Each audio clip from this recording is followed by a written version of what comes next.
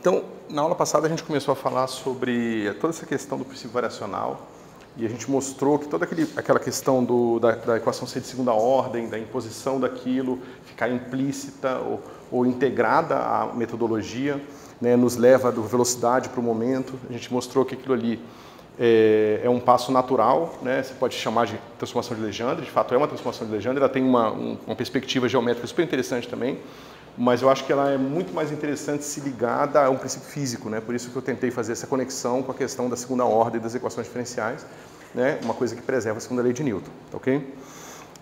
Alguma dúvida em relação a isso? Agora vamos pensar o seguinte, pessoal.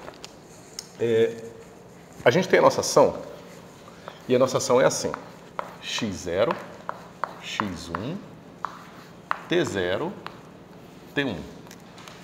Ok? Isso aqui é dado pela integral de t0 a t1 de x.p menos h de x e p. Certo? dt. Até alguma dúvida até aqui? Bom, mas isso aqui é uma função interessante se vocês pensarem um pouco sobre ela, porque veja, ela é uma função das condições iniciais e finais, né? Eu argumentei com vocês que, e eu mostrei nos exemplos bem simples, que tanto faz eu dar uma condição inicial e final, ou dar a condição inicial para a posição e momento inicial. Contanto que sejam duas e esse mapa seja inversível, você pode brincar à vontade. Você pode dar, por exemplo, o momento final e a posição final. Isso seria o suficiente. Você pode dar o momento inicial e o momento final. Isso deveria ser o suficiente também para especificar totalmente a sua solução, ok? Mas isso abre uma visão um pouco mais geral dessa ação aqui. Porque olha que interessante. Se eu tenho aqui x0 e x1, você pode imaginar que você está aqui andando e você saiu aqui de x0 e aqui é x1. Vamos fazer o x0 aqui. x0 e x1, tá certo? Esse aqui é momento. E esse aqui é posição, tá certo? E aí, digamos que você está ligando esse cara com linha reta, certo? Aí você pode pensar, bom, essa função aqui é uma função da curva e o meu T0 e T1 estão fixos. Ou seja, eu estou dizendo o seguinte, a ação da curva que liga x0 a x1 num certo intervalo de tempo que está fixo, o que é um pouco estranho. Porque se o intervalo está fixo, eu posso falar o seguinte, mas e se eu aproximar o meu x1 de x0? Ou se eu aumentar aqui, aproximar o meu x1 de x0, o que vai acontecer aqui? Vai acontecer que agora, no mesmo intervalo de tempo, delta t1 menos t0, em vez de ter deslocado daqui até aqui, ele deslocou só daqui até aqui. Significa que a velocidade diminuiu, ou o momento diminuiu. Tá certo? Então você vê que ao manipular isso aqui, eu estou indiretamente manipulando o momento da solução a qual eu estou me referindo implicitamente. Tá certo? Perdão, eu entendi que você estava recuando o tempo, e não o intervalo de x0 e x1. Isso, o tempo eu estou mantendo fixo. E aqui meu desenho ficou ruim. Deixa eu fazer o seguinte, meu x, né, eu tenho o x0 e x1. Se eu vou diminuindo o meu x1 para cá, você vê que o meu momento tem que ser menor. Tá certo? Até o momento em que eu vou chegar no meu x1 igual a x0, que está aqui, e o momento tem que estar aqui também, igual a zero. Justamente porque a solução de linha reta que liga x0 a x de 0 no intervalo de tempo finito é a solução onde a velocidade é zero. Tá certo? É um pouco diferente de que vocês estão acostumados a pensar num sistema mecânico, né? Um sistema físico. Geralmente você pensa condições iniciais, o que aconteceu? Ou algumas condições sobre o que aconteceu e aí você tenta plugar aquilo ali para fechar a sua equação horária e descobrir o que está acontecendo. Aqui a gente está brincando com condição inicial e final e pensando o que está acontecendo com o momento. Tá certo? Parece estranho, mas vai ser extremamente útil, né? Como eu falei para vocês, esse aqui é o passo zero para a nossa, digamos, entre aspas, dedução da equação de Schrödinger. Tá bom? Então, beleza. Agora vamos ver aqui o que vai acontecer se eu variar. Né? Agora eu quero quantificar essa brincadeira aqui. Então eu vou variar x1, mantendo todo o resto fixo. Ok? Então tem que tomar bastante cuidado, tá certo? Vamos lá. Delta S vai ser igual a integral de T0 a T1 de x mais delta x. Lembrando, esse é o delta x na curva, né? Pode falar. Aí eu não entendi. A ação ela depende explicitamente do P. Então ela não teria uma dependência? Ela não depende do P. Justamente, por isso que eu escrevi esse argumento aqui explícito. Ela só depende da posição inicial e final, tempo inicial e tempo final. Ela não depende do momento. Então aquele momento que está ali na integral... Aquele momento que está na integral é uma função P de T a ser determinada pelo princípio variacional. A dependência está implícita no T. Ali no momento. Eu acho que eu estou entendendo a sua dúvida. Então, é mais ou menos isso, né? O que acontece é o seguinte, se você... Claro que a gente está falando de cálculo de ação sobre curvas que satisfazem o princípio variacional. Ou seja, sobre curvas que satisfazem isso aqui, né? X ponto igual a dH dp e P ponto igual a menos dH dx, certo? Essa equação diferencial é uma equação, são duas equações diferenciais de primeira ordem. Eu preciso de duas condições iniciais para fixar ela, tá certo? Eu poderia dizer que essa condição inicial é x0, por exemplo, e p0. E isso fixaria, eu mostrei para vocês, totalmente a minha solução. Mas eu posso dizer que é x0 e x5, minhas duas condições. Então você vê que, por mais que aparentemente tenha o p ali, toda essa função p de t fica absolutamente, totalmente determinada, uma vez que eu especifiquei x0 e x1. Então ali foi uma escolha arbitrária das condições iniciais em x e x1 e x0. A ação, ela é função de uma escolha arbitrária de x0, x1, t0 e t1. Sim. Certo? Que implicitamente define a curva, né? Porque a gente está sempre supondo que é a integral sobre a curva que satisfaz essas equações aqui. Entendeu? E essas equações ficam totalmente determinadas quando você especifica x0 e x1. E t0 e t1, claro. Tá? Então, você escolheu arbitrariamente x0 e x1, mas eu poderia escolher x0 e p1 e as dependências temporais. Mas é um pouco mais delicado, porque tem que provar algumas coisas mais complicadas sobre isso. Mas, em princípio, sim. Eu não teria muita informação, porque se eu fizer x0, x1 e p1, eu tenho muita informação. Não dá, você não consegue. Eu tenho informações suficientes. Teria, sim. Mas aí tem a ver justamente com uma questão que vocês viram na transformações canônicas, com sorte, lá no curso de mecânica, que é a condição hessiana sobre S, para ver se ela é inversível em termos do P, para justamente você substituir x1 por P1. Entendeu? Mas a gente não vai entrar nesse detalhe não, exceto em mecânica quântica 2, quando a gente for reolhar essas coisas aqui do ponto de vista do princípio da aproximação WKB. Certo? Vocês já vão entender o que são essas coisas. Bom, então isso aqui né, x mais delta x é a nova curva, onde agora ela parte de x0 e agora ela termina em x1 mais delta x1. Tá certo? Então isso aqui é uma nova curva inteira, tá certo? Essa soma aqui é uma nova curva, em que essa curva calculada em x0, em t0, vai dar x0, e quando essa curva for calculada em t1, vai dar x1. Vai dar x1 mais delta x1. Certo? E a mesma coisa acontece com o meu P. Eu tenho um novo P aqui, eu tenho um pontinho aqui, pessoal. Vocês entendem, né? Que isso aqui é derivada temporal. Eu estava usando essa notação? Ainda não, né? Deixa eu fazer explicitamente, então. Confundir. Acho que eu estava assim. X P mais delta P menos H de x mais delta x e P mais delta P, né? Isso é o delta, né? Então tem que subtrair o termo de ordem zero, o S mesmo. Então fica menos x ponto P, estava assim, ó, x ponto lá, mais H de x e P. Alguma dúvida? A integral bate só no primeiro. Tem um dt depois do H, do primeiro H. Tem um dt depois do primeiro. Não, é a integral em tudo, ó, o colchete aqui. Tá, então tem um dt depois. Tem um DT no final, isso.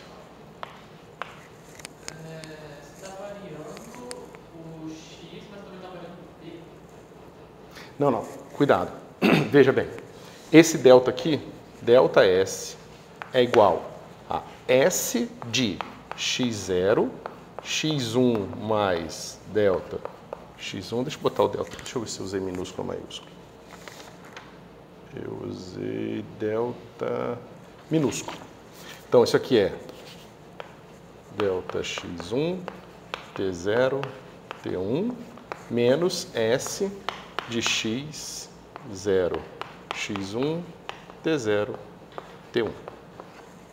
Tá certo? Então, nessa ação aqui, eu estou integrando sobre a curva que satisfaz essas condições de contorno. Ou seja, em T0 ela é igual a x0, mas em T1, agora ela tem que ser igual a x1 mais delta x1.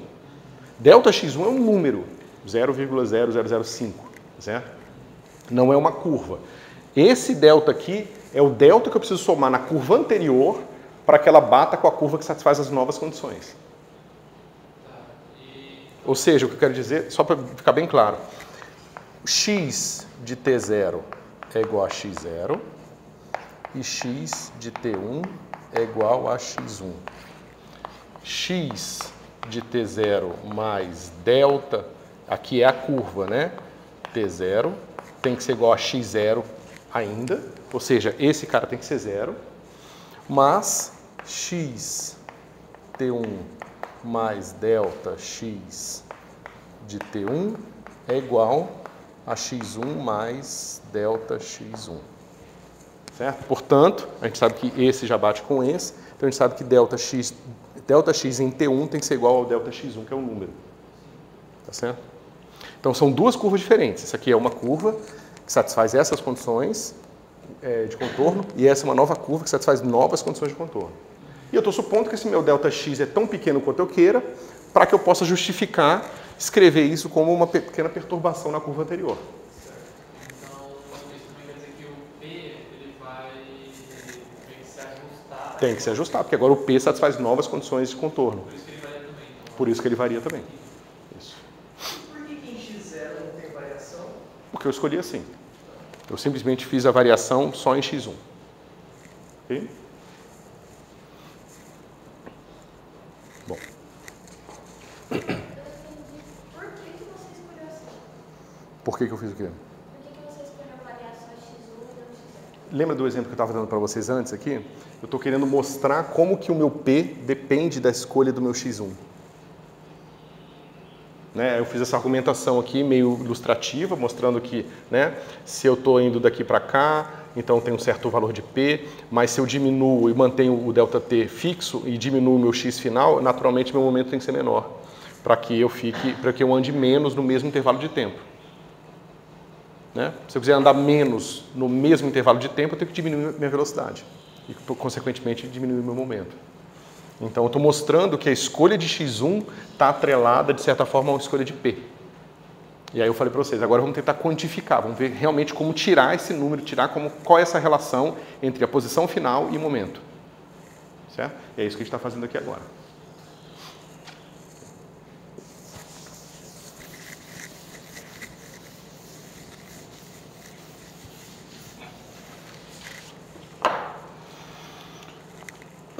Então, eu vou reescrever aqui. Vai ficar assim. Eu já vou subir, o x ponto P vai cortar com x ponto P. O meu H, quando eu expandir em Maclaurin, Maclaurin aqui bidimensional, ΔX, ΔP, ele vai ter o termo zero, que vai ser esse cara aqui que vai cortar, e depois vai ter os termos dos deltas, tá? Então, já fazendo essas simplificações, e caso vocês não entendam, vocês me perguntem, tá? Vai ficar o seguinte, cadê você? Delta x ponto P, é claro, pegando só termos de até primeira ordem, né? Mais x ponto delta P, tá? Menos dH dx delta x menos dH H dP delta P. Só de primeira ordem? Estou pegando só até primeira ordem. Essa expansão. Porque é porque eu quero calcular a derivada. E eu sei que a derivada eu posso até calcular os termos de segunda ordem, mas quando eu subtrair, eu já estou subtraindo o S de fundo e dividir pelo delta x1, todos os termos de segunda ordem para frente vão para zero. É a mesma coisa a derivada. Quando você calcula a derivada, você expande o negócio da primeira ordem, porque você sabe que o termo de segunda ordem vai para zero. E quando você faz essa derivada aí do delta x, você não vai estar derivando uma constante? Qual constante? Essa primeira derivada, você está derivando o delta e o x. Não, esse delta x é uma função, veja, isso aqui é uma função. Ah, é uma função de t. É uma função de t que em 0 é igual a 0, mas em t1 ela é igual a x1. Entendi. E ela que complementa a minha função anterior para que dê a nova solução. Certo? Bom, mas aí já tem uma coisa aqui fácil, né? A gente sabe que a solução antiga satisfaz as equações de Hamilton. Em x ponto a gente sabe que é dH dp. Mas eu tenho dH dp delta p menos dH dp delta p. Esse cara aqui, agora com esse. Certo? E vai sobrar aqueles dois pedacinhos ali pra gente.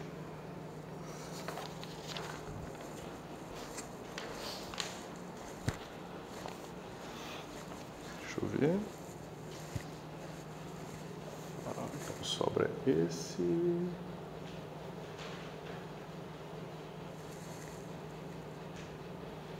Eu acho que cortei o cara errado, pera. A sua equação integral já não mostrou que só depende de x? Oi?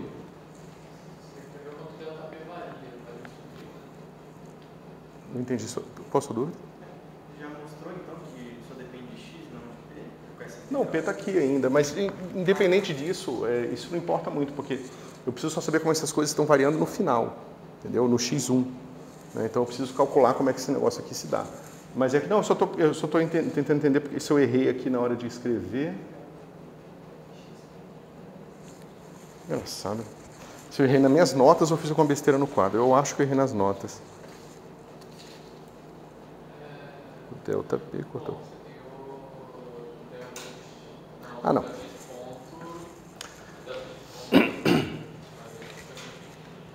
Ó, vamos continuar aqui. Não tá nada errado, não.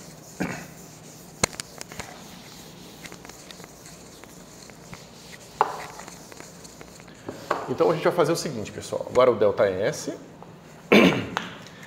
Esse termo aqui, ó, eu vou escrever ele como uma derivada total, ou se vocês quiserem pensar, fazer por partes, né? Eu escrevo como uma derivada total menos a derivada de P vezes delta x, tá certo? O termo de derivada total vai ser assim, delta x vezes P, calculado aonde? T0, T1. Esse cara aqui a gente sabe que ele vai ser 0 em T0, mas em T1 a gente sabe que esse cara vai ser o número que a gente somou lá no delta x, no x1. Vai ser o delta x1. Mas vamos deixar esse cara quietinho aqui por enquanto. Né? Aí vai ficar assim, T0, T1, e agora aqui eu vou ter delta x, P ponto, menos dH dx delta x. Mas novamente, pessoal, esse negócio aqui é menos dH. Espera aí. Ah, não, tem o sinal de menos aqui por causa... Né? Então, eu posso botar o menos aqui. O mesmo erro que eu cometi fazendo as notas. E aí, eu tenho... Agora, a gente sabe que, que P ponto é menos dH dx, então isso aqui vai para zero. Certo? Mas a gente acabou de ver que esse cara aqui, ó, vai ser igual a delta x1 vezes P calculado em T1.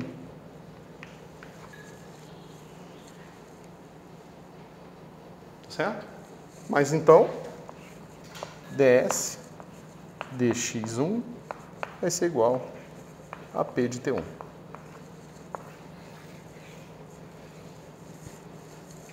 Mas é natural, né, pessoal? É só lembrar daquele gráfico anterior. Eu tenho aqui, né, um certo valor de P e X aqui.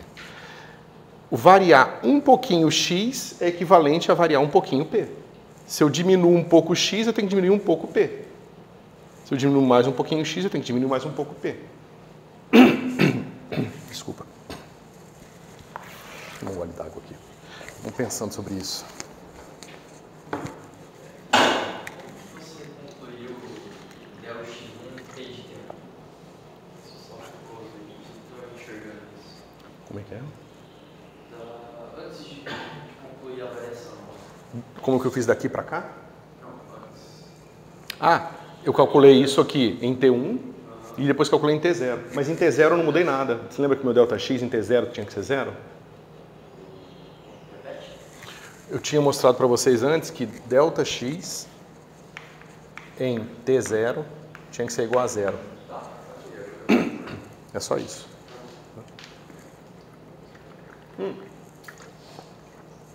Vocês podem ver facilmente que eu poderia fazer isso aqui e derivar em relação a x0. Eu ia encontrar o momento inicial. Tradicionalmente a gente deriva em relação a x1, mas poderia derivar em relação a x0, é a mesma coisa. Tá? Mas é importante entender isso aqui. Ó. Eu diminuo um pouco x, eu sei que eu tenho que diminuir um pouco p, né? Ou seja, o cara tem que ter um momento um pouco menor para que ele chegue um pouco antes. Certo? Isso que eu estou fazendo vale para qualquer sistema dinâmico, tá, pessoal? Aqui eu estou fazendo linhas retas porque é mais fácil. Mas se você quiser pegar o oscilador harmônico, é a mesma coisa. Tá vendo?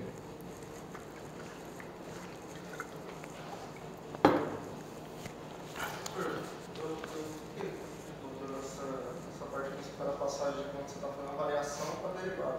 Então, seria somente desolhado, não deve ser isso exatamente o que está acontecendo. Mas é, né? Porque, veja, ds de x1 é igual a S, aí eu vou escrever só o x1 mais delta x1, que é um número, menos S de x1 dividido por delta x1. Eu calculei primeiro só esse pedacinho de cima aqui, e a gente geralmente, quando é princípio operacional, como é um funcional integral, né, a gente geralmente faz essa variação, eu pelo menos faço a variação desse jeito, que é mais fácil do que introduzir derivada funcional. Derivada funcional é um negócio chato, tem que botar delta Dirac na história e tal. Eu prefiro assim, eu acho que fica mais fácil de entender o que está acontecendo. Mas só isso, é só dividir. Dessa vez está certo.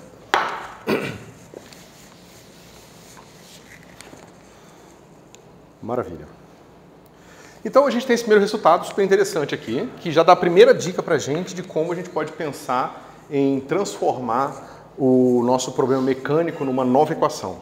Porque se a gente sabe como é que é o momento, e agora veja, tem que lembrar o seguinte, esse momento aqui, ele foi calculado em T1, né? Mas ele implicitamente depende das outras condições todas. Ele depende, lembra que para a gente determinar essa função, ela precisou, né, de ser determinado quem era o x0 e o x1, e o t0 e o t1. Então, esse P, ele depende implicitamente de x0, x1, t0 e t1. Está todo mundo aqui dentro dele. E isso vai ser muito importante para a gente, tá certo? Mas a gente vai chegar lá. Maravilha. E agora, ação como função de TF. Certo? Ou seja, a mesma coisa. Eu quero mudar o meu tempo e ver o que acontece com a minha ação. Certo? Se eu vario um pouco o tempo, como é que a ação responde àquilo? Certo? Não sei se vocês já estão começando a perceber, mas tem uma relação íntima entre essas variações da minha ação em relação a essas novas coordenadas e aquilo que a gente estava vendo na mecânica quântica antes, né? No formalismo matemático. Né? Você varia um pouco uma coisa e vê como é que a função de onda responde. Certo? Mas eu vou deixar isso mais fechadinho. Okay? Então vamos lá. Eu tenho S agora de x0, x1, t0 e t1 mais delta t1. Novamente, delta t1 é um número. Tá certo? Isso aqui tudo vai ficar do jeito que a gente já sabe. Deixa eu ver se eu já... Eu vou fazer... Deixa eu fazer aqui. O meu delta agora vai ser assim. Delta S vai ser S de x0, x1, t0, t1 mais delta t1 menos S. x0, x1, t0, t1. Certo? E o... É uma função de T, Desculpa, é burrice minha, é T1. É porque eu fiz T1 aqui, por alguma razão pensei em T final. Essa ação nova com relação à primeira que você construiu seria só uma translação a mais? Uma translação no tempo? Não, eu quero saber a mesma coisa em relação ao tempo. Veja, eu vi que a mexer em X mantendo a mesma condição inicial, eu tenho que, se eu vario o X final, eu preciso variar o P de uma certa forma especial para compensar. Agora eu estou vendo o seguinte, se eu mantenho o meu X aqui igual, só que o tempo diminui, o que acontece? Para o negócio fazer a mesma translação, num tempo menor, a velocidade tem que ser maior. Tá certo? Então vai estar associada uma variação na velocidade, só que aqui vai ser um pouco mais complicado, porque não é só a velocidade que faz... Nesse caso aqui, vai estar parecendo que é sempre a velocidade. Mas, em geral, o que faz o sistema mudar é a newtoniana, quando você varia o tempo, entendeu? Então, a gente vai ver justamente que essa variação vai estar ligada à newtoniana e não ao momento, ok? Ok, então, ΔS vai ser igual. Mesma brincadeira, pessoal, ó. T0, T1, mais delta. Por isso que eu fiz assim.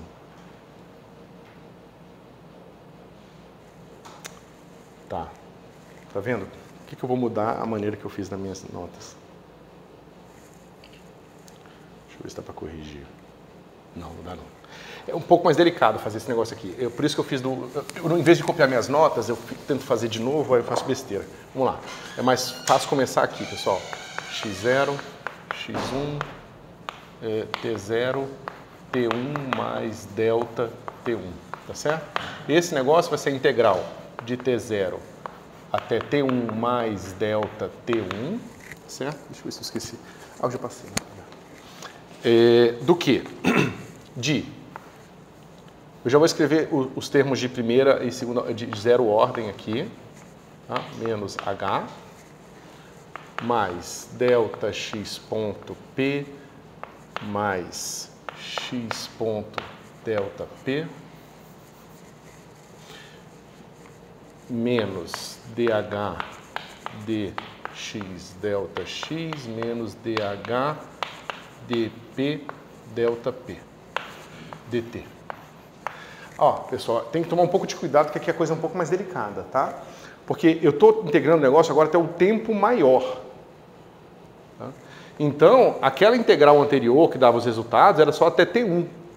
Tá? Eu não sei o que está acontecendo entre T1 e delta T1. Tá? Pode falar. Eu poderia apresentar isso como basicamente uma soma ou subtração de duas integrais, só que aí esse intervalinho maior seria uma integral restante e aí eu poderia usar na cálculo. É isso que eu vou fazer. Tá? Mas eu só preciso chamar a atenção de vocês que é o seguinte, não só estou integrando a um tempo maior, mas as curvas são diferentes também. Porque as curvas x mais delta x, isso aqui em T1 mais delta T1, que vai ser igual a x1.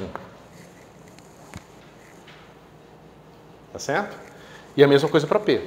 P mais delta P em T1 mais delta T1, né? Isso aqui é só para as duas funções calculadas aqui. Tem que ser igual, desculpa, aqui era 0 e aqui é igual a 1. Ou seja, as condições de contorno se dão com os mesmos valores, mas em tempos diferentes. Tá certo? Eu fiz tudo errado, né? É aqui. Tá certo? Embaixo do X. É X. Foi mal.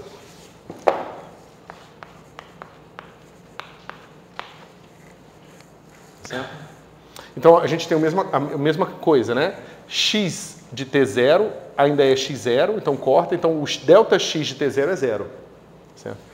No caso do delta X agora aqui vai ser um pouco mais complicado, certo? Porque veja, se eu pegar isso aqui em primeira ordem vai ser assim, X anterior em T1 mais delta T1, que é esse termo aqui, e esse cara aqui, ele tem que ser calculado nesse ponto. Mas esse cara já é primeira ordem. Se eu expandir ele, o termo de primeira ordem que eu tenho é simplesmente o delta x de T1 igual, né, a x1. Eu não tenho outro termo aqui de derivada dele, porque o termo de derivada dele é de ordem 2. Maravilha. Esse aqui eu posso expandir. Então esse aqui vai ficar assim, x de T1 agora. Só que x de T1 eu sei quem é, que é a minha solução anterior. Né? Esse cara aqui é igual a x1. Mais x ponto de T1, né, delta T1. Esse cara aqui, acho que isso, mais delta x de T1 é igual a x1. Então esse x1 corta com esse x1 aqui e eu vou ter o quê? Que delta x de T1 é igual a menos x ponto de T1 delta T1. Então, surgiu esse x ponto. Quando eu expandi esse cara aqui em Taylor para delta T pequeno. Vai ser o termo com delta T igual a 0, mais o termo da derivada desse cara tomado em delta T igual a 0 vezes delta T, sobre 1 fatorial. Tá certo? Bom, aqui, de cá...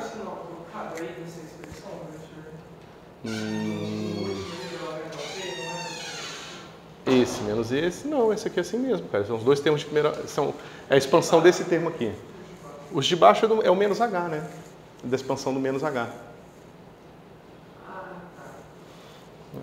Aqui, como sempre, o termo que tem x ponto delta P corta com esse termo aqui. Certo? E agora eu preciso fazer aquela brincadeira que você sugeriu.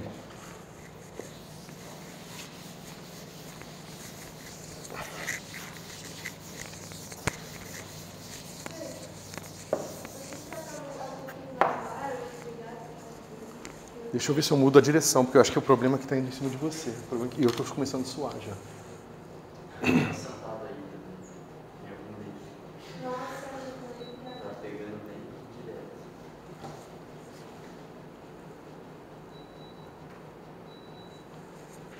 Ele está mudando a direção, não, né?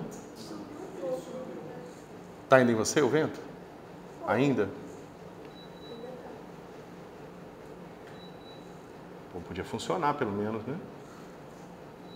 Opa! Tá bem. Parou em cima.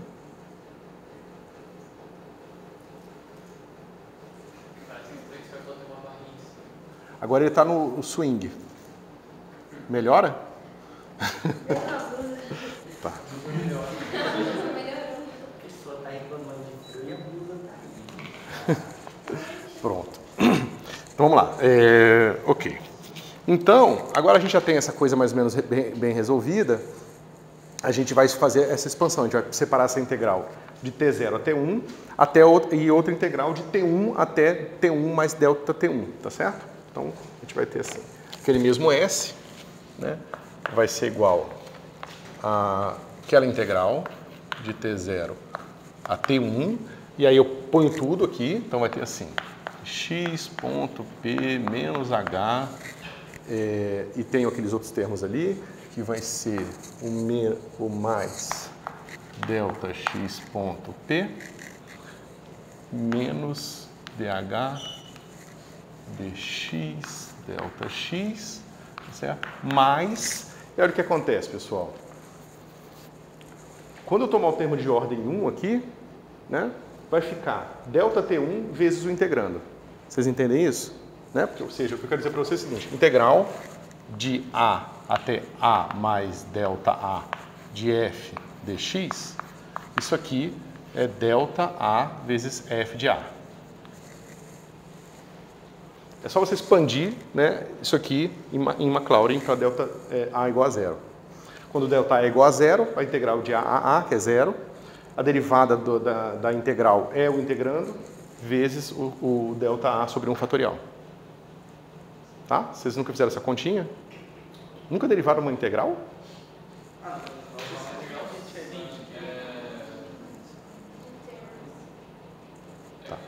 No meu caso, eu fiz isso, tipo, você pega duas integrais, aí você só pega a diferença delas e dá isso. Aí você só tem Isso aqui é importante. Por isso que eu faço desse jeito, que eu acho que deixa um pouco mais claro. Bom. Então eu tenho agora o meu termo de ΔT1 vezes o integrando em T1. Então aqui é P de T1, x ponto de T1, menos H de T1. Só por simplicidade, né? Na verdade é H de x de T1, P de T1 e assim por diante. Ok. Agora a gente vai fazer essa integral por partes aqui. Mesma coisa, tá? Fica delta xp calculado em T0, T1, né? Menos o termo aqui dentro, então fica assim, mais integral. Esse pedacinho aqui, pessoal, é o meu S anterior, tá?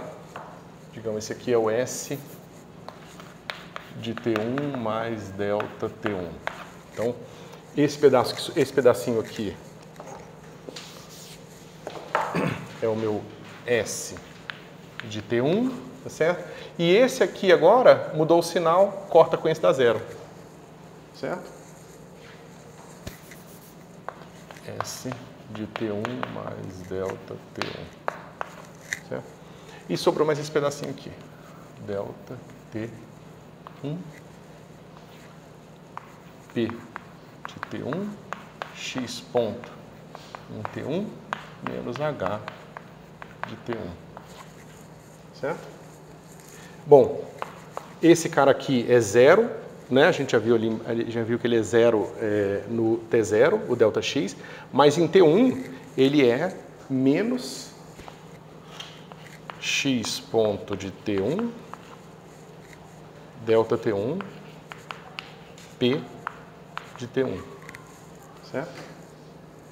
Você fez da primeira para a segunda, passou bem rápido. Como é que é? Da primeira para a segunda. Daqui para cá? Isso.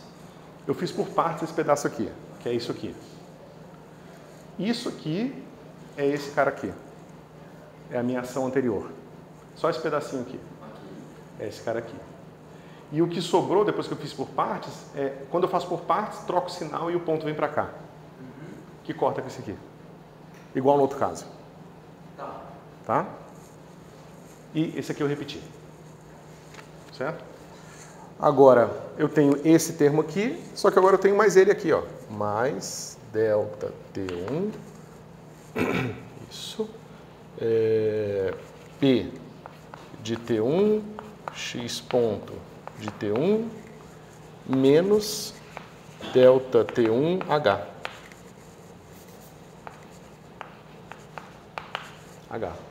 Certo? Esse cara vai embora com esse aqui. Então eu tenho que o meu delta S vai ser igual a menos delta T1 vezes S de T1. Quando eu boto só T1 aqui, é só porque é o único argumento que estava mudando, tá? Professor, queria que o senhor só repetiu o que estava embaixo, mas como que o senhor deu essa segunda parte, avaliando ali T1, né? Esse pedaço aqui? É quando é o pedacinho da integral de T1 até T1 mais delta T1. Que fica delta T1 vezes o argumento. Vezes o integrando, né? Só que o integrando tem um pedaço que é de ordem 0, que é esse cara aqui, mais uns pedaços de ordem 1. Mas como eu estou multiplicando por delta T1 aqui, os pedaços de ordem 1 que estavam aqui dentro, eu posso jogar fora porque seriam de ordem 2. Certo? Eu tenho uma dúvida. Ali na integral não falta um DT? Falta. Falta um monte de coisa. Falta um colchete e um DT.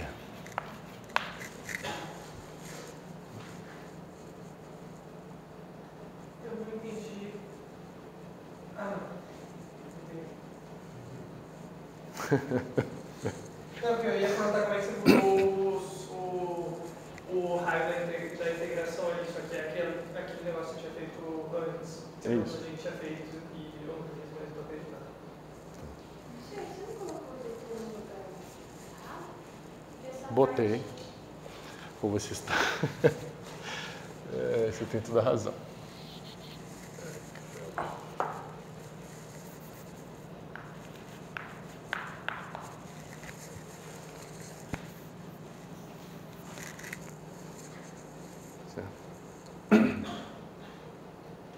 Desculpa, pessoal, às vezes eu fico focado numa coisa e meu cérebro meio que desliga as outras. Então, a gente sabe o que agora?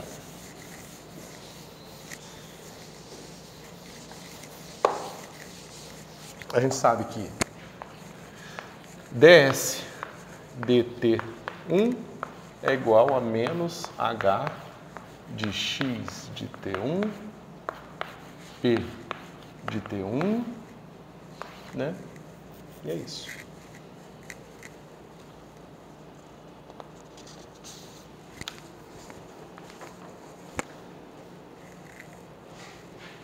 Mas a gente também sabe como escrever o nosso P em termos do S, que é o P de T1. A gente acabou de deduzir isso, certo? Então, Por que o S virou a delta? Você deriva? porque eu escrevi errado aqui. É H aqui, ó.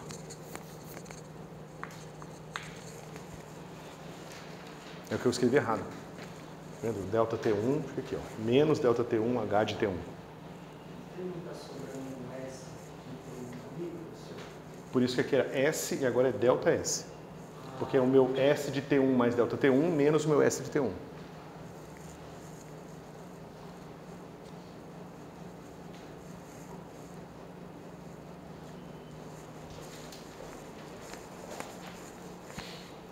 Então a gente tem essa variação aqui, ou seja, quando você varia um pouco o seu tempo, mantendo fixas as posições, a taxa de variação da ação agora é a própria hamiltoniana. Mas é natural, é a hamiltoniana que está gerando, né? A gente sabe que é a hamiltoniana que gera a translação temporal. Certo? E mais que isso, a gente sabe também que P1 de P de T1 é igual a ds dx, também calculado aqui tudo igual, né? T1, x1 e assim por diante. Então a gente pode escrever isso aqui, ó. Del S, del T, eu vou tirar o 1, tá? Vou chamar agora o ponto final sem o subíndice 1, mais H de x ds dx e acabou. Igual a zero. Tá certo? Isso aqui é uma equação diferencial, não linear, complicada, mas é uma equação diferencial, né, bem posta de qualquer forma. Ela carrega implicitamente dentro dela a informação de T0 e X0, ok?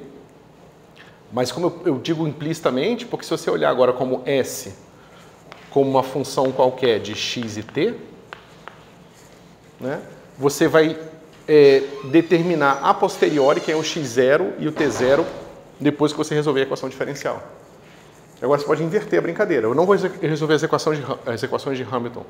Eu vou resolver essa equação aqui, que é a equação, essa cara aqui, equação de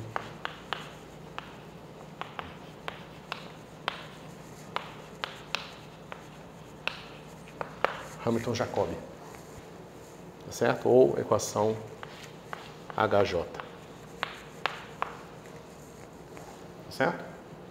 Então vocês veem que resolver a equação de Hamilton-Jacobi de certa forma não, ela é equivalente a resolver a dinâmica. Só que você tem que tomar cuidado porque ela carrega nas suas condições iniciais informação sobre T0 e X0.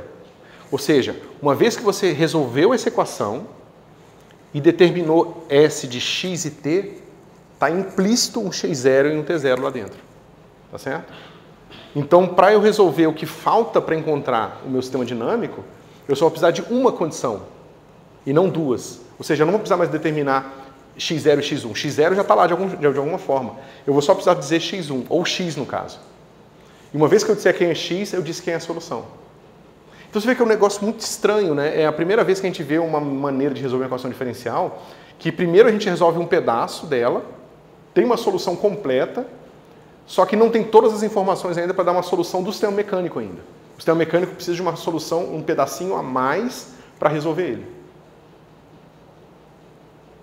Tá? Eu vou dar um exemplo disso aqui para ficar mais claro. Mas, até aqui, tudo bem? Você encontrou uma solução para ΔX, ΔT1. E o H depende de X1 e ΔS de X1 também. Aí você só generalizou para todos os X. Isso, X e T. Isso. X1s e T1s eu simplesmente chamei de X e T. Isso. Tá? Eu ainda não entendi muito bem o significado dessa hamiltoniana. É porque a hamiltoniana é uma função do espaço de fase. É uma função de X e P. Qualquer X, qualquer P, ele te dá um número. Eu só estou te dizendo agora que você vai pegar essa hamiltoniana, você bota um X aqui e aqui você vai botar uma função de X e T. No lugar onde entraria P, você vai colocar uma função de X e T. Agora, isso aqui como um todo virou uma função de X e T. Então, a vantagem disso é que você não precisa implementar o P. Você só pode fazer tudo em função do Exatamente. seu objetivo. Eu não sei se é uma vantagem, porque parece que complica muito. De fato, se você for procurar a literatura sobre técnicas gerais de resolução disso aqui, praticamente não existem. Porque é muito difícil resolver equações diferenciais não lineares. Tá certo? Mas o que eu quero mostrar para vocês ainda nessa aula, para motivar vocês a depois a formulação da mecânica quântica é, ao invés de lidar com a equação de Hamilton-Jacobi diretamente, será que eu consigo transformá-la numa equação mais tratável? E eu vou mostrar que para fazer isso, para transformar a equação de Hamilton-Jacobi numa equação mais tratável, eu vou chegar numa coisa parecida com a equação de Schrödinger. Tá certo? Só que aí, para você realmente chegar na mecânica quântica, tem uma coisinha nessa equação especial que precisa ser diferente da equação de Schrödinger. E se a gente muda isso, a gente cai na mecânica quântica. Tá certo? Como estamos até aqui? E é muito importante entender que esse S, ele não depende de X e P, ele só depende de X. Porque a outra condição inicial está enfiada lá dentro dele implicitamente. Tá certo? E se você se perguntou já alguma vez por que a mecânica quântica, sendo uma teoria de probabilidades, e probabilidades se dão no espaço de fase, como que mecânica quântica pode depender só de X? Como que a função de onda da mecânica quântica pode depender só de X e não de X e P? Certo? A resposta está aqui. Porque a mecânica quântica vai estar muito intimamente ligada à ação. E a ação depende só do ponto final e do tempo final. Tá certo? Isso também quer dizer que, do ponto de vista mais prático, os experimentos que a gente faz com mecânica quântica envolvem a exclusão de posição?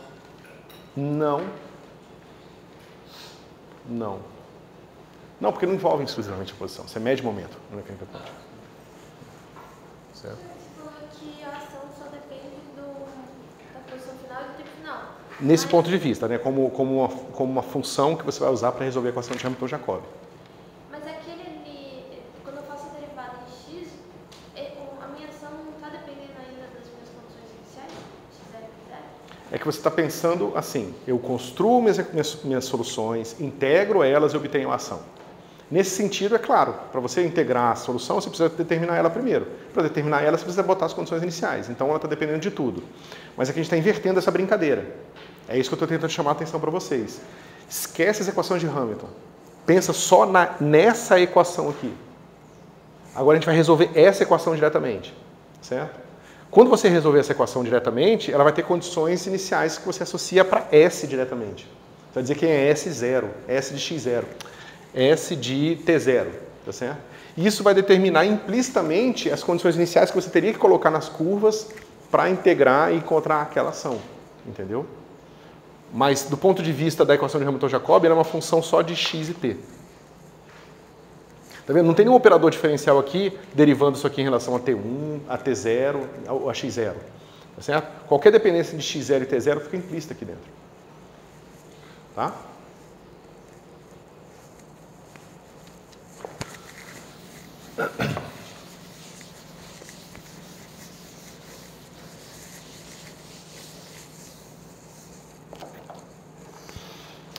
Bom, então, como eu falei para vocês, a ação e as soluções das equações de Hamilton-Jacobi contêm em si metade da informação necessária para determinar o sistema, certo? Vamos ilustrar um pouco isso aqui. Metade, você não falou que o sistema todo é descrito pela posição e pelo tempo? Essa função vai ser uma função de x e t. Só que toda equação diferencial, para ser resolvida, precisa de condições iniciais. Então, no momento que você resolve essa equação diferencial e fixa as condições iniciais, você está fixando implicitamente aquelas escolhas de T0 e X0. Então ela continua sendo uma função de x0, x, t0 e t. Sim. Não. Não. Ela vai ser uma função só de x e t. Você vai ter implicitamente x0, t0. Para você encontrar a curva que, digamos, uma partícula segue, você precisa resolver mais uma equação. Que eu vou mostrar para vocês. Tá certo? Que é justamente, intimamente ligado à mecânica bohmiana, que é uma maneira de você entender a mecânica quântica. Que é uma outra maneira alternativa de interpretação da mecânica quântica. Certo? Só para ver se eu entendi mesmo. É a mesma coisa que a gente tinha antes. Em vez de eu definir x e t, eu faço a derivada de x e a derivada de p, aí eu tenho uma derivada com uma condição inicial em vez de duas condições iniciais. Era isso? Aí você está fazendo a mesma coisa. Você pega a derivada do x e aí você tem x0 em vez de dar x0 e t0. Não sei se eu formulei, mas... Eu não sei se eu entendi direito o que você falou, cara. Tudo bem. Mas vamos ver o exemplo. Aí talvez o exemplo deixe um pouco mais claro. Ou talvez facilite você formular a sua questão. Certo? Ok. Então, digamos o seguinte. Digamos que eu peguei essa equação aqui e resolvi. Ok? E agora eu quero encontrar a curva. Eu quero saber onde é que está a minha partícula em função do tempo. Certo? Uma vez que eu sei onde está a minha partícula em função do tempo, eu sei fazer o resto. Ok? Então, eu encontrei o meu S, né? S, solução. Eu não sei exatamente qual é a condição inicial, que está implícita lá, tá certo? Mas eu sei que esse S é uma solução da equação Hamilton-Jacob. Certo? Eu posso muito bem fazer o seguinte, eu sei que P de x e t, que agora, o que esse S aqui vai dar para mim?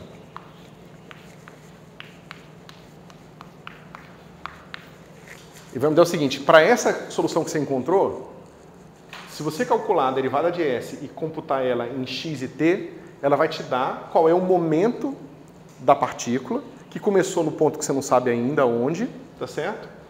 Mas que no instante t, está na posição x. Tá certo?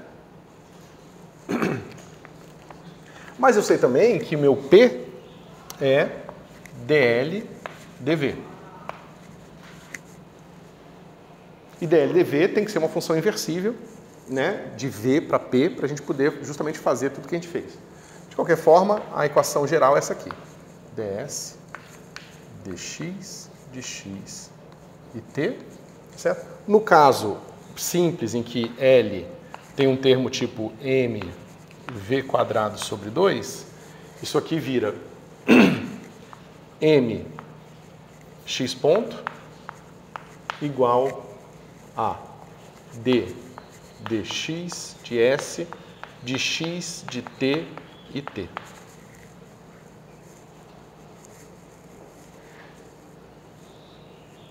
Essa equação é uma equação diferencial de primeira ordem, uma de primeira ordem.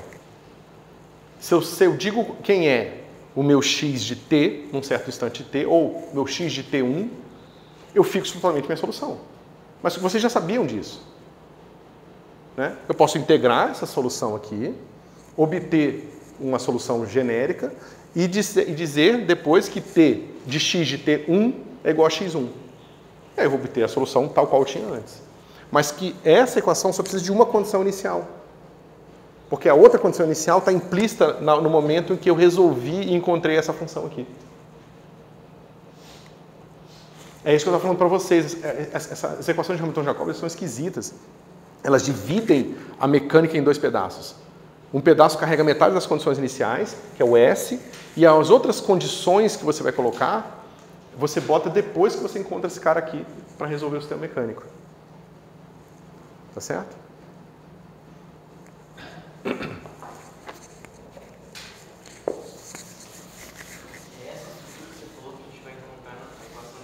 Essa é exatamente a estrutura da equação de Schrödinger. Então, pensando, sei lá, num experimento de dupla-fenda, que você tem várias condições possíveis pela qual uma partícula pode acabar caindo.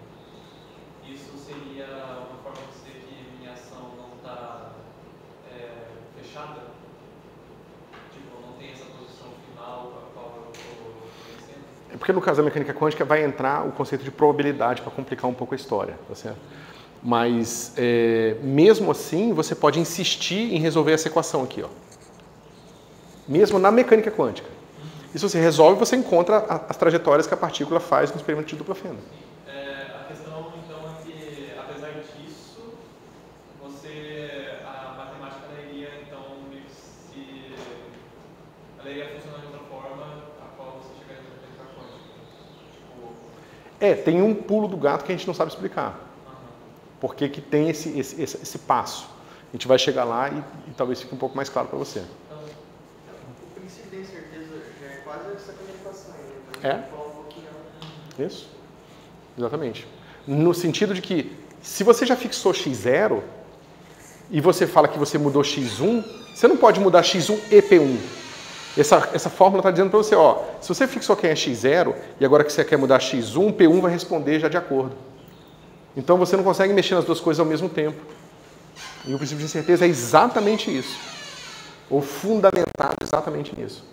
Essas equações descobriram antes do experimento da dupla fenda? Sim.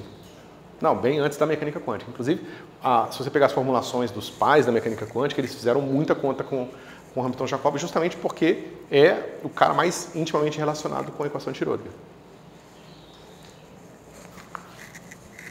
Certo? Beleza. Então você vê, se eu resolvo essa equação aqui agora, que é uma equação complicada, tá? Porque ela depende explicitamente do tempo. Se eu resolvo essa equação agora, eu vou ter uma certa função do tempo, e se eu escolho que x de t1 igual a x1, agora sim eu tenho a solução completa do meu sistema mecânico. Certo? Então, insistindo mais uma vez, tem um pedaço das condições iniciais que já está colocado lá. Maravilha.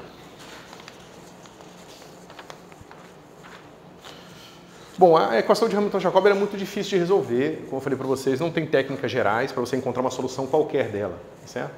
Então, para construir uma solução dela, eu vou roubar. Eu vou resolver o sistema mecânico e vou construir o S, tá certo? Ou seja, eu vou fazer aquilo que eu falei para vocês que a gente não precisava fazer, tá? Só para a gente ter uma cara bonitinha para a nossa solução e a gente entender o que está acontecendo aqui, tá certo? Então, eu vou pegar a coisa mais simples do mundo, que é uma partícula livre em uma dimensão. E, vou esquecer o quadrado aqui, esse cara aqui vai dar pra gente ds dt mais 1 sobre 2m ds dx ao quadrado, que é isso que complica a vida, tá? Os momentos, eles geralmente aparecem ao quadrado, então você tem uma equação diferencial com um termo de derivada parcial ao quadrado. É um negócio totalmente intratável, certo? Totalmente não, mas bastante complicado de tratar. E vamos pegar aqui a solução que a gente conhece já. Isso aqui é x de t é igual a x0 mais p0 sobre m delta t, né? E o meu p de t vai ser igual a p0, certo? A gente vai inverter essa brincadeira aqui, vai ficar assim, pegar um xf em tf, tá? Então vai ficar x1 em t1 vai ser igual a x0 mais p0 delta t1 sobre m. E aqui eu inverto essa brincadeira e encontro isso aqui, ó, m vezes x1 menos x0 dividido por delta t1 vai ser igual a p0. Só para escrever o meu sistema em termos de x0 e x1 e não em termos de x0 e p0, tá certo? Ok. Ou seja, agora eu tenho o seguinte, x de t vai ser igual a x0 mais x1 menos x0 dividido por delta t1, delta t, essa é a minha solução em qualquer tempo. Né? E o meu momento em qualquer tempo, também agora como função de x0 e x1, isso é extremamente importante, porque agora a gente quer o momento como função de x0 e x1, e t0 e t1. Então, como função dessas coisas, eu tenho isso aqui, né? Isso aqui vai ser massa vezes x1 menos x0, dividido por delta. Delta t1 é t1 menos t0, tá, pessoal? Não sei se eu já tinha escrito aqui. Delta t1 é igual a t1 menos T0. Então você vê aqui, ó, P é de fato uma função de x1 e x0. Ali foi isolado o P0 na primeira equação, então ali embaixo não seria... Ah, não, nossa, tô confundindo. Eu só peguei um sistema mais simples que a gente possa imaginar, resolvi as equações diferenciais de Hamilton, tá? Equação horária do movimento retilíneo uniforme. E agora eu estou reescrevendo o meu sistema em termos de x0 e x1. Tá certo? Então eu falei que em x1, ou seja, em T1, x é igual a x1, foi a primeira escolha. E agora eu posso resolver essa equação para P0. Então o meu momento como função de x1 e x0, e T1 e T0, é dado por essa expressão aqui, que eu substituí aqui. Eu estou mostrando para vocês que uma coisa aparentemente muito simples já começa a ficar complicada. Porque você vê que agora o P como função do tempo é uma constante, mas P como função de T0, T1, P0, x0 e x1 já é complicado. Tem uma dividido por um negócio que vai para zero e tal, certo? Qual que é a diferença de delta T e do delta T1? Delta T é T menos T0.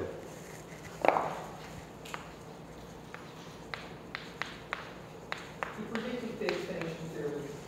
Porque uma coisa é eu pegar a minha equação horária para qualquer T, outra coisa é eu calcular a minha equação horária em T1, que é para fixar a condição final.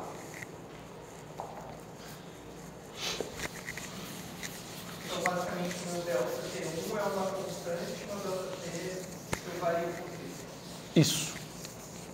Eu especifico T0 e T1. Oi? Eu especifico T0 e T1. Você especifica T0 e T1. Sim. Estão fixos. Sim. Ok. Bom, é fácil calcular isso aqui. S vai ser igual à integral de T0 até T1, mas aqui é P quadrado sobre 2M, né? Então é 1 sobre 2M, e o meu P é aquela coisa que eu já calculei aqui, vai ser M x1 menos x0 sobre delta T1 ao quadrado dt, mas isso aqui é fácil de resolver, isso é uma constante, né? No tempo final. Então, no tempo final não, no tempo. Então isso aqui vai dar 1 sobre 2M M x1 menos x0 ao quadrado dividido por delta T1. Tá certo? Desculpa, de T0 a T1. Aqui, porque, tudo bem. Delta T1. Tá certo? Beleza, agora eu tenho minha ação. Eu tenho tudo o que eu precisava, certo? A gente consegue checar se ela satisfaz a equação de Hamilton-Jacobi, ds dt. Né? Lembra que agora, para resolver a equação de Hamilton-Jacobi, eu tenho que deixar o t final livre. O t1 vira t qualquer. Eu derivo em relação a ele, tá certo? Então, se eu derivar esse cara em relação a t, como é que vai ficar? Fica menos m x1 menos x0 ao quadrado dividido por 2 delta t ao quadrado. Né? Que eu derivei 1 sobre delta t, vai ficar delta t ao quadrado e um menos aqui. É verdade. Lembra que para eu encontrar a equação de Hamilton-Jacobi, eu deixo o T1 e o x1 livres agora? Eu encaro esse meu S como uma função de x e t. E o seu x não depende de t? Não. Não, agora eu não estou mais mexendo na minha solução horária anterior. Eu estou mexendo na condição final. Tem que meditar um pouco. E quem é? Como você fez esse derivado, a gente está em delta T1 não depende. Não, é justamente a mesma dúvida dele. Esse cara aqui é S de T0, T1, X0, X1, certo? Mas para eu fazer a equação de Hamilton-Jacobi, eu peguei o X0, o T1 e o X1 e transformei em T e X. Quaisquer. Não é mais a solução horária do seu sistema. Tá? Eu estou mexendo na condição final. Estou simplesmente deixando a condição final e o tempo final livres. E por que esse x1 aí não vira x também? Porque vira. E por que ele não é uma função de p? porque não, aí não, porque agora é só a condição final. No primeiro estava certo, eu botei o x1 estava errado. Tá? E agora quem é esse cara aqui? Né? Corta o 2 com 2, vai ficar m x menos x0 dividido por delta t só. É porque eu estou derivando 1 sobre delta t. Derivada de 1 sobre x é menos 1 sobre x quadrado. Certo? Agora, quem é ds dt mais h de x e s? E ds dx.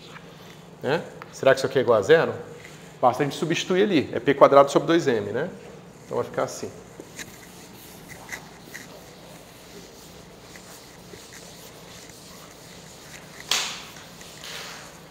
Eu tenho esse primeiro termo aqui, menos mx menos x0 ao quadrado, dividido por 2 delta t ao quadrado, mais esse termo aqui ao quadrado, sobre 2m, né? Então vai ficar 1 sobre 2m, mx menos x0 dividido por delta t ao quadrado.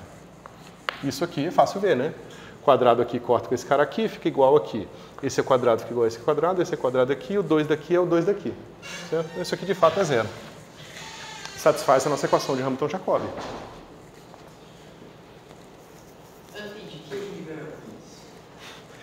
Calma. Como falei para vocês, eu vou roubar, eu vou fazer... Não, eu só estou provando que ela satisfaz a equação de Hamilton-Jacobi. Ou seja, se eu tivesse seguido o caminho mais longo de mostrar todas as técnicas de resolver a equação de Hamilton-Jacobi, eu poderia ter encontrado esse S aqui, ó, diretamente, sem resolver o sistema mecânico antes. Não é bom nem ruim, é só diferente. Como eu falei para vocês, não tem nada de ser melhor do que o sistema mecânico. Tanto que, na prática, para resolver o sistema mecânico, ninguém vai fazer isso aqui. Mas para mostrar como que o sistema mecânico pode parecer com a mecânica quântica, esse é o único caminho que eu conheço. E provando para a partícula livre, eu provo para mais algum sistema? Não, isso aqui é verdade, tá? Que a solução da equação de Hamilton-Jacobi te dá metade da solução necessária para o seu sistema mecânico. Isso é verdade. Você pode pegar um livro de mecânica que ele vai te provar todas essas coisas, tá? E você pode usar qualquer hamiltoniana? Qualquer hamiltoniana. Ok. Então, digamos agora que eu queira resolver esse sistema aqui. Lembra que agora que eu sei o meu ds dx, eu posso querer resolver o meu sistema. E eu escrevi a equação para vocês. Era assim, ó. M, agora sim é a equação horária, vai ser igual a ds dx calculado nessa curva. Então vai ficar m x de t menos x0 dividido por delta t. Tá certo? Eu tenho que resolver essa equação diferencial aqui. Uma equação diferencial ordinária, mas que o lado direito depende explicitamente do tempo. Tá? As massas vão embora. Você pode fazer o que você quiser aqui. Você pode, eu fiz aqui em série, mas como eu acho que a gente não tem tanto tempo, eu queria falar mais umas coisinhas. Eu vou pular a solução em série. Mas você pode expandir o x em série de delta t, tá certo? E você vai encontrar aqui, basicamente, que x de t vai ser igual a uma constante vezes delta t mais x0. É fácil, né? Se você derivar o lado esquerdo, dá só C1. Se você botar isso aqui no lado direito, vai ficar isso aqui menos x0, sobra só esse cara aqui. Se eu divido por delta t, dá C1 igual a C1. Certo? Ok? Então agora você sabe que a solução do seu sistema mecânico é dada por isso aqui. Se você impõe a condição inicial de x de t1 igual a x1, você vai encontrar que C1 delta T1 mais x0, né? E se você resolver para C1, você descobre que C1 vai ser igual a x1 menos x0 dividido por delta T1. E, obviamente, vai chegar na solução original que a gente tinha lá. Certo? Mas eu estou só mostrando para vocês que uma vez que eu tenho uma solução da equação de Hamilton-Jacobi, eu posso resolver essa segunda equação aqui e encontrar a função horária do x. Certo? Se vocês forem ver um livro de mecânica, cuidado, porque se isso aqui for visto do ponto de vista das transformações canônicas, ele vai ficar fazendo uma discussão enorme sobre como encontrar as quantidades conservadas e tudo mais, tá certo? E que aqui complica um pouco a maneira da gente ver a solução dividida em dois pedaços.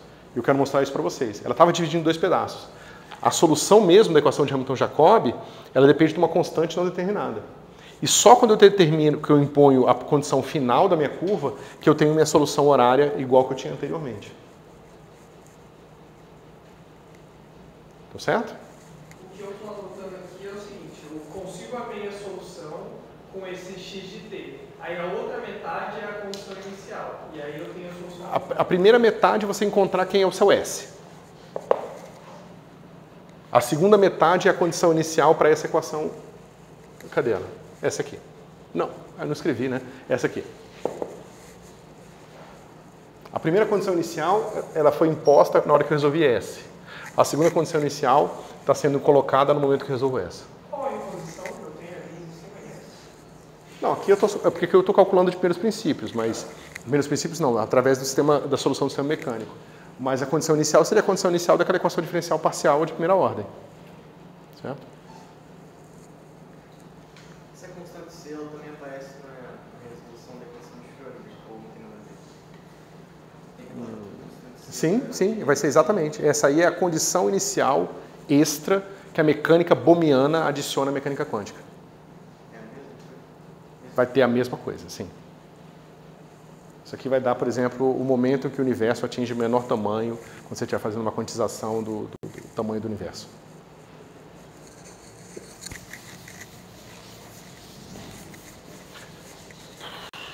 Eu apaguei o lado errado, né? Bom, agora vamos fazer a seguinte brincadeira. Essa equação é muito complicada, a equação de Hamilton-Jacobi. Será que a gente consegue simplificar ela? Será que a gente consegue fazer algum truque para transformar essa equação numa equação linear?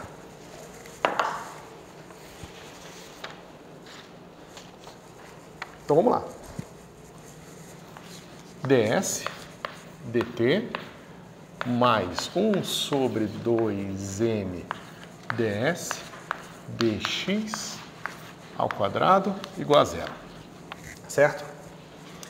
Bom, pessoal, o pior termo nosso aqui é justamente esse termo que ele está ao quadrado. Como é que você consegue encontrar uma coisa que te dá uma derivada ao quadrado a partir de derivadas lineares normais?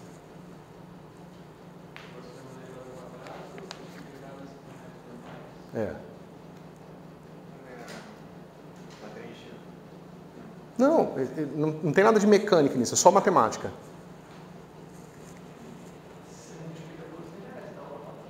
Oi? Você multiplica duas lineares e dá uma quadrada. É isso? Não, eu quero derivar, eu quero um operador diferencial linear. Isso aqui não é um operador diferencial linear, porque ele é derivado ao quadrado. Tá certo? Ou seja, ele não age linearmente numa função. Eu quero um operador diferencial que age linearmente numa função. O que eu quero dizer é o seguinte, se eu pegar del x de S1 mais S2 ao quadrado, isso aqui não é a soma desse operador em S1 mais em S2. Eu vou ter o termo da derivada de S1 vezes S2. Então ele não é linear mais. Oi? Projetores. Não. Eu não sei exatamente o que você quis dizer com projetor, mas eu acho que não. É um truque que é o seguinte. Exponencial de IS. E aí vocês vão entender porque eu estou botando o I aqui. O que acontece se eu calcular a derivada segunda desse cara em relação a x? Eu vou ter dois termos. Um que vai ser quando eu derivar aqui duas vezes, né? Então vai ficar assim, menos ds dx ao quadrado, mais i d2s dx2. Tudo isso vezes exponencial de is. Parece um truque interessante, porque... Por que eu botei o i aqui? Se eu não boto... O menos é o i ao quadrado. Tá? Por que eu botei o i aqui? Se eu não botasse o i, esse pedaço seria real e esse pedaço seria real. Só que eu não quero isso aqui. Eu quero só esse cara aqui. Ao botar o i, eu consegui separar essa derivada tendo um pedaço real e um imaginário. E o pedaço real é o que eu quero. É esse cara aqui. Tá certo? Ok. E além disso, eu posso fazer o seguinte. dt de exponencial de is, né? Um operador diferencial linear, bonitinho, que já era linear, é fácil transformar nesse formato aqui. Porque isso aqui vai ficar i ds dt exponencial de is. Mas veja, esse cara está me dando um negócio real e esse está dando um negócio imaginário. Então eu vou botar um i aqui, ó. E aí aqui vai ficar menos. Mas por que você pode trocar esse s por exponencial? Não, eu não posso, eu estou construindo, eu estou mostrando para vocês com o argumento. Eu estou mostrando que eu posso partir de uma outra equação e encontrar essa equação. E eu estou mostrando quais são as condições e como que eu vou fazer essa construção.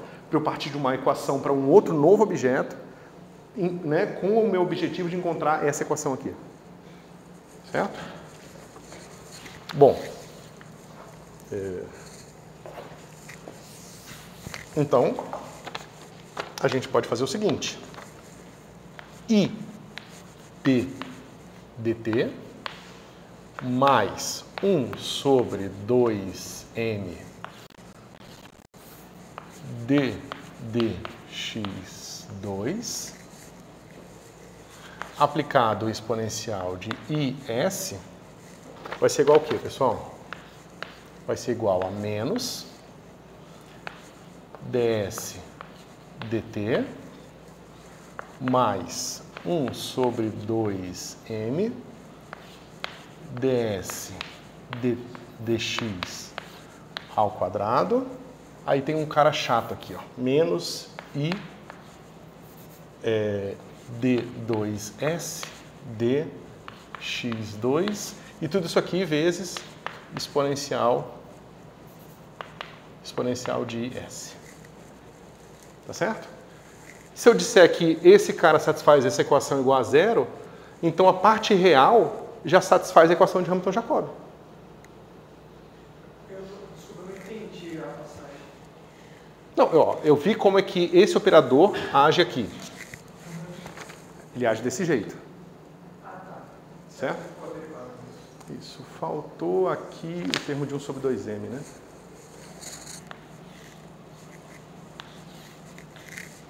Certo? Deixa eu ver isso. Então tem um problema que é o seguinte. A parte real satisfaz a equação de Hamilton-Jacobi, mas a parte imaginária, se eu igualar a zero, ela impõe que a derivada segunda de s tem que ser igual a zero. Mas eu não quero isso. Eu não quero que a derivada segunda de s seja igual a zero. Certo? Porque isso aí iria impor um conjunto de equações. Equação de Hamilton-Jacobi mais a equação derivada segunda de s igual a zero. Mas eu não quero esse segundo pedaço porque não é a equação de Hamilton-Jacobi. Tá certo? Então eu preciso consertar isso. Como é que eu conserto isso? Eu vou introduzir uma função auxiliar, que eu não estou interessado nela, tá certo? Mas eu vou colocar lá para ela resolver o meu problema. Vamos ver se a gente consegue.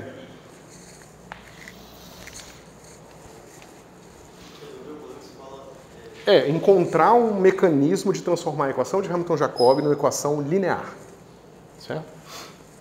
Então vamos lá. A gente vai fazer o seguinte. Eu vou falar que eu vou ter uma função auxiliar, que é um ρ aqui, certo? Exponencial de is. Certo? Beleza. Se eu aplicar esse operador agora aqui, o que vai acontecer de diferente? Eu vou ter o que eu tinha, ou seja, se eu aplicar aqui i dt mais 1 sobre 2m d2 dx2, em psi, o que eu vou encontrar? O que eu já tinha, menos d dt de s, mais 1 sobre 2m, e aí eu vou escrever aqui assim, ds dx ao quadrado, menos i d2s dx2, sobre 2m, tá certo? Vezes, aí eu tenho os novos termos, né? Vezes psi, mais, bom, ddt no ρ vai ficar ρ ponto, né? d ρ dt. Aí eu multiplico e divido por ρ para reconstituir meu psi e vai ficar assim, então aqui, ó, d ρ 1 sobre ρ d ρ dt. E tem um i aqui, ó. Tá certo? Mas olha que interessante. Esse i aqui, do meu i ddt, ele está fazendo agora que esse ρ apareça junto com o meu s, derivada segunda. Então, eu não imponho mais que a derivada segunda de s é igual a zero. Na verdade, ele está me dando uma equação diferencial para ρ. Ele está me dizendo que o ρ vai evoluir, né? Ele vai mudar no tempo de acordo com essa derivada aqui. O que para mim está tudo bem. Depois eu jogo o ρ fora e consigo resolver o problema. Tá? A não ser que tenha mais alguma surpresa. Vamos lá. Agora eu quero essa derivada segunda aqui. Tá certo? Eu vou ter alguns termos complicados. Eu vou ter, o primeiro termo complicado vai ser o seguinte. Quando eu derivar o x, uma vez o ρ e uma vez o s. Então esse termo vai ficar assim. Uma vez o ρ, uma vez o s, tem um fator de 2. Então vai ficar i sobre m. E aí, que é a derivada segunda, não tem i. Então o i veio o i desse s aqui. Vai ficar assim. 1 sobre ρ dρ dx ds dx. Tá certo? É a derivada segunda em x atuando nesse produto. É a derivada desse vezes esse, mais a derivada desse vezes esse. Depois, quando atuar a próxima derivada, vai ficar a derivada desse vezes a derivada desse, mais outro termo, derivada desse vezes a derivada desse. Certo? Então tem esse i aqui. Mas tá legal ainda, porque é a parte imaginária. Isso aqui está só complicando a minha equação para ρ, mas não está atrapalhando a minha equação de Hamilton-Jacobi. O fator de 2 ele vai embora justamente porque a derivada segunda vai ser, derivada segunda de psi, vai ser duas vezes a derivada desse vezes a derivada desse. Certo? Só que agora eu tenho um termo chato, que é o termo que eu derivo esse cara duas vezes. Né? Então vai ficar assim. Mais 1 sobre 2m, 1 sobre ρ, d2ρ, dx2. E esse cara atrapalhou tudo. Esse cara aqui impediu a gente resolver o problema, porque esse cara é real. Ele está mudando minha equação de Hamilton-Jacobi. Parece que eu não tenho saída. Né? Parece que eu não tenho como resolver o problema. Mas na verdade... Pode falar. Por que ali é psi e não psi sobre ρ? Porque... Eu estou definindo psi assim. Mas ali em cima não tem só o e elevado aí... Não, eu tô mudando. Eu tentei aplicar só no exponencial de s e não consegui. Não dá para... Não é uma substituição, não. Eu estou pegando esse is e estou estendendo ele. Eu estou botando uma função auxiliar, que é o meu ρ. E eu estou vendo se esse operador aqui atuando nesse objeto me dá as equações que eu quero. E eu vi que parecia que ia dar certo, mas aí teve um termo aqui que está me atrapalhando. Tá certo? Ele dá um termo de menos derivada segunda de ρ aqui, que é justamente que no mecânica bohmiana o pessoal chama de potencial quântico. Mas vamos esquecer isso por um instante. Mas na verdade a gente está fazendo uma coisa errada desde o começo, não sei se vocês perceberam. S tem unidade de ação. Não posso tomar exponencial de uma coisa que tem unidade.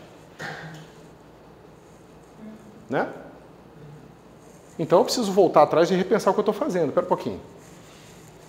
Se eu botar uma coisa que eu vou chamar de h cortado aqui, quando eu calcular a derivada, esse termo aqui vai ter um h cortado no denominador, só que esse vai ter 2. Esse aqui é menos 1 sobre h cortado ao quadrado. H cortado, pessoal, por enquanto é só um número arbitrário que eu estou usando como auxiliar para resolver o meu problema. Tá certo? Aqui, veja, eu tenho o meu h cortado aqui agora. Só que agora eu preciso mudar o meu operador aqui, preciso botar um h cortado junto do meu i para ter o ddt que eu queria. Por que o h cortado resolve? Não, ele não resolve, ele só acerta as dimensões aqui da minha exponencial. Mas eu vou mostrar como que ele vai resolver o problema daqui a pouco. E agora voltou a ser assim. Tá certo? Beleza, boto aqui. Volto para cá. O meu problema ainda se manteria aqui, né? Porque eu ainda vou ter aqui, esse cara fica igual. Aqui, eu vou ter que mudar o meu operador diferencial. Cadê? Aqui. Eu vou ter que mudar esse operador diferencial, vou ter que botar um H cortado ao quadrado aqui, para compensar os dois H cortados que vão cair. Veja, toda vez que a minha derivada faz o que eu quero, que é derrubar o ds dx, ela traz um H cortado também. Por isso que tem que ter um H cortado para cada derivada. Certo? Esse balanço da potência dos H cortados é importantíssimo. É ele que vai permitir a gente fazer o truque final. Certo? Beleza, isso aqui vai ficar assim, esse cara está certo, esse cara está certo, né? E aqui a gente continua com um problema, porque veja, aqui a derivada atua duas vezes, tem um H cortado ao quadrado, só que só derrubou um. Então esse termo vai ficar proporcional a IH cortado. Agora, não só ele é imaginário, mas ele tem um fator extra de H cortado aqui. Tá certo? Maravilha. E aqui na minha extensão a mesma coisa. H cortado, né? H cortado ao quadrado. Pode falar. Só uma coisa de continuar. Por que ter uma parte real é um problema pra gente aí? É porque esse termo da parte real, ele se mistura com a equação de Hamilton-Jacobi. E a gente quer reconstruir. E a gente quer só a equação de Hamilton-Jacobi. A gente quer só uma metodologia de resolver sistemas mecânicos. Certo? Então vamos consertar aqui. A gente já sabe que esse cara aqui tem um H cortado aqui, né? Esse não tem H, esse tem um H cortado aqui. Só um segundo para falar. Tem. Tá certo? E H cortado ao quadrado?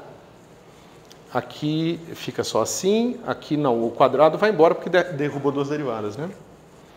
Aqui eu vou ter, esse cara derrubou um, esse tinha derivada segunda, então ficou H cortado aqui.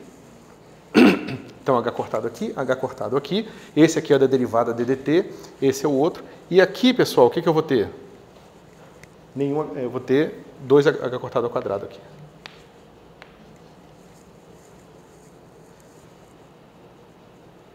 Tá certo?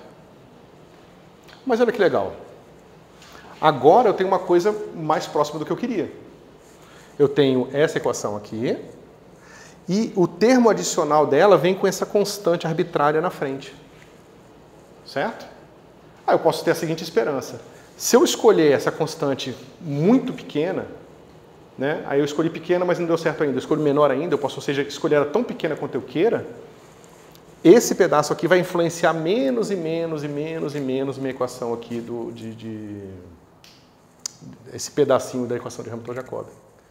Então, módulo, várias complicações que acontecem aqui, a gente vai abordar isso mais tarde quando for ver método WKB.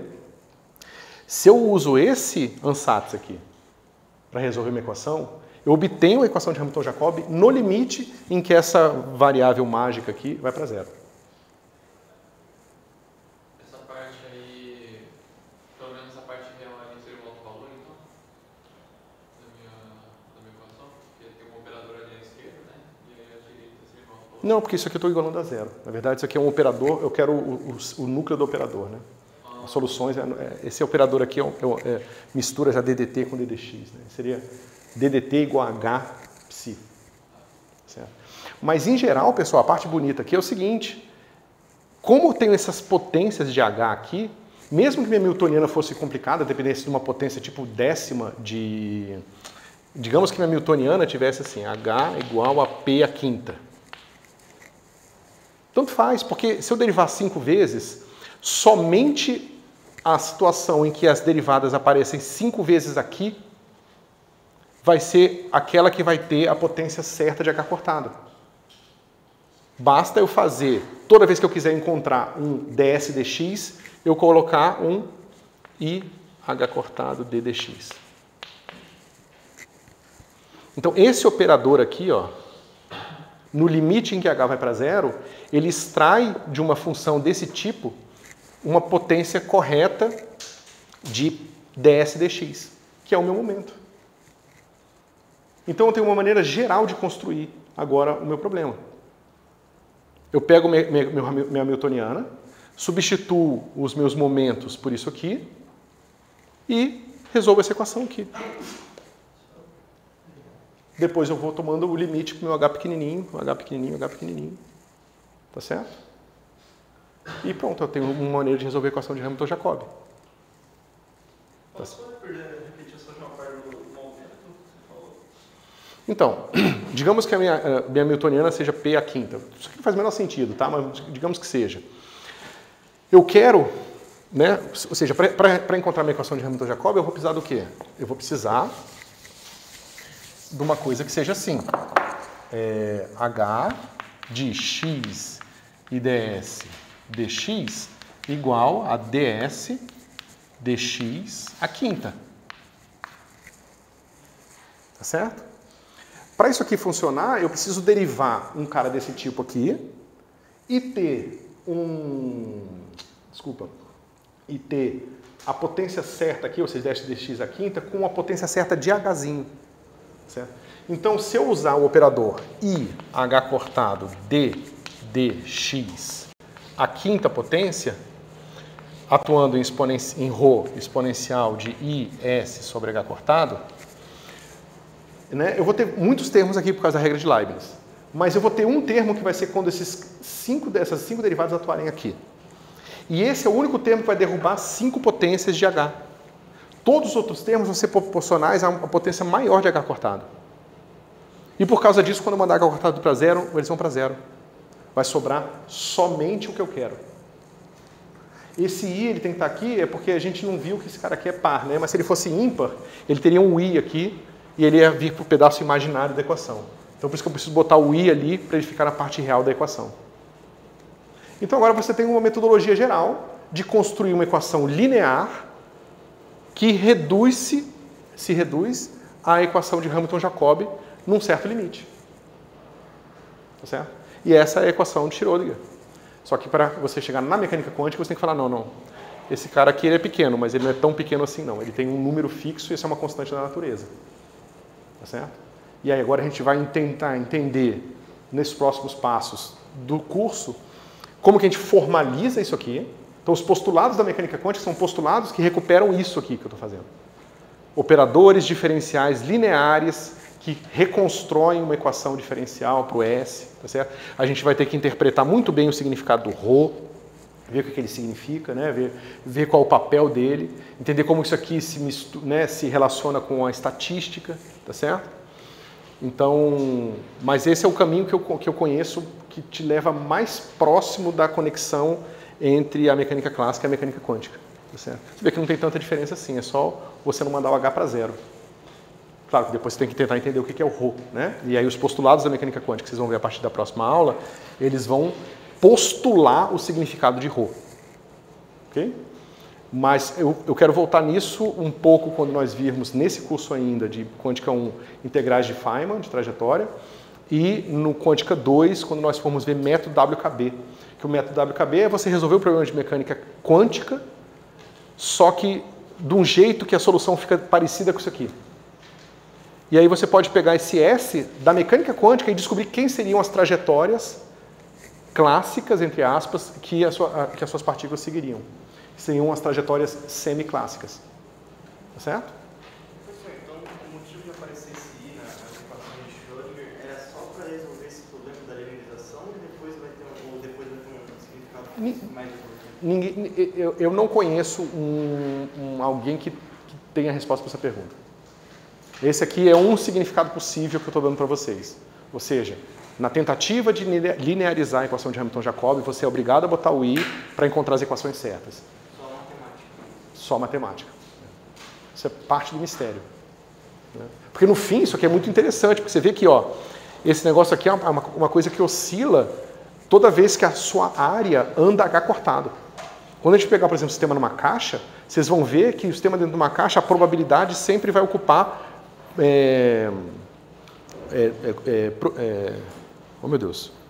quantidades inteiras de H cortado no espaço de fase. Certo? Mas isso é mais para frente, certo?